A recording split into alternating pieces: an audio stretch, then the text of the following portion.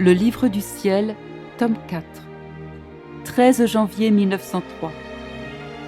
Louisa voit la très sainte Trinité. Les mots résultant de l'adulation.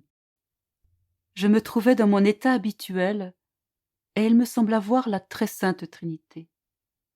Les trois personnes divines se regardaient mutuellement. Elles étaient d'une telle beauté qu'elles étaient en extase seulement à se regarder. Pendant qu'elles étaient dans cet état, elles débordaient d'amour à l'extérieur. Elles étaient comme frappées par cet amour. Ceci les rendait encore plus intensément extatiques.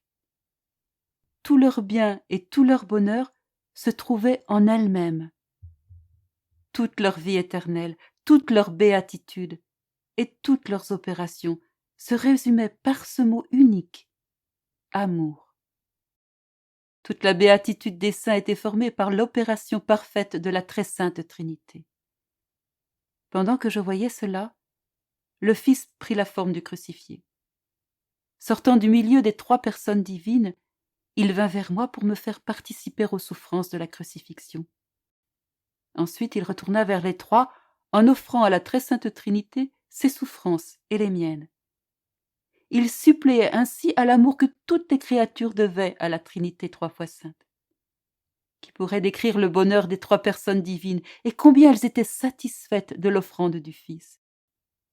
Lors de la création des êtres humains, rien d'autre ne sortit de l'intérieur de la Sainte Trinité que des flammes continuelles d'amour. Il semblait que pour donner un épanchement à cet amour, les trois personnes divines créèrent beaucoup d'autres images d'elles-mêmes. Alors, elles ne sont satisfaites que lorsqu'elles reçoivent ce qu'elles ont donné. Elles ont donné de l'amour, elles veulent de l'amour.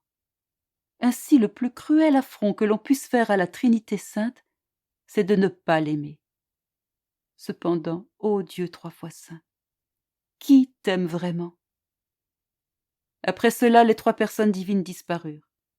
Mais qui pourrait décrire ce que je venais de comprendre? Mon esprit se perdait, et ma langue ne pouvait articuler un seul mot. Après quelque temps, Jésus béni revint avec le visage couvert de crachats et de fange. Il me dit : « Ma fille, les louanges et les adulations sont des crachats et de la fange qui souillent l'âme et aveuglent l'esprit en l'empêchant de reconnaître qui elle est en vérité. Surtout si ces louanges et ces adulations n'ont pas la vérité comme point de départ. Si leur origine est la vérité, c'est-à-dire que la personne est digne de louange, elle m'en donnera la gloire. Mais si ces louanges et ces adulations partent de la fausseté, elles conduisent l'âme à des excès, de sorte qu'elle s'enfonce davantage dans le mal.